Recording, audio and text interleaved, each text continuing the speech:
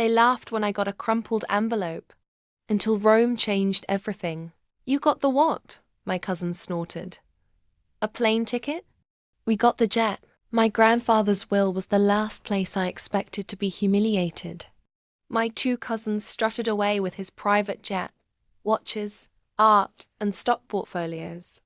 I was handed a wrinkled envelope like a forgotten library fine. They howled with laughter as I opened it. Inside, a single handwritten note. Rome, September 3rd. Don't be late. Attached was a one-way ticket to Rome economy class. No less. I was heartbroken. I thought Grandpa had loved me. But something in that note felt intentional. So I packed my bags and flew out. And when I landed, everything changed. Miss Conti?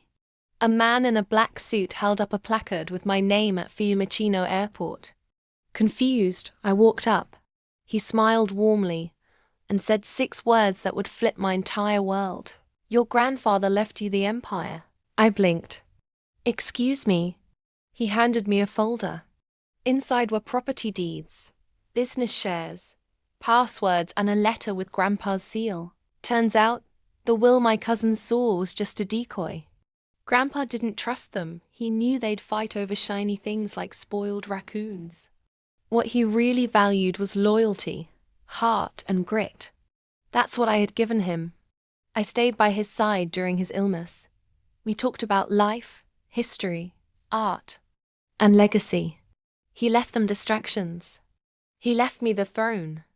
What I inherited in Rome included a centuries-old vineyard estate worth millions, a majority stake in a luxury fashion brand, ownership of a hidden villa once used by royalty, a Swiss bank account my cousins didn't even know existed. I was no longer the poor relative with a pity ticket.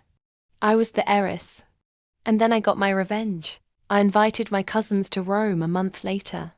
Told them I wanted to bury the hatchet. They showed up in designer clothes, assuming I wanted to beg for scraps.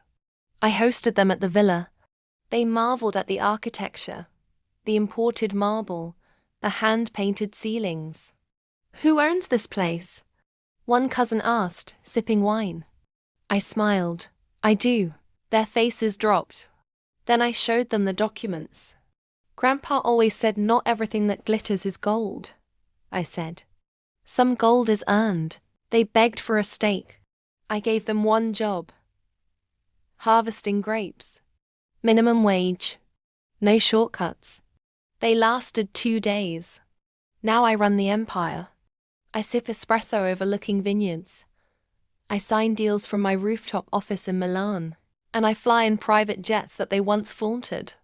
But I never forget where it started. A crumpled envelope and 6 life-changing words. When someone hands you less, don't cry, get on the damn plane.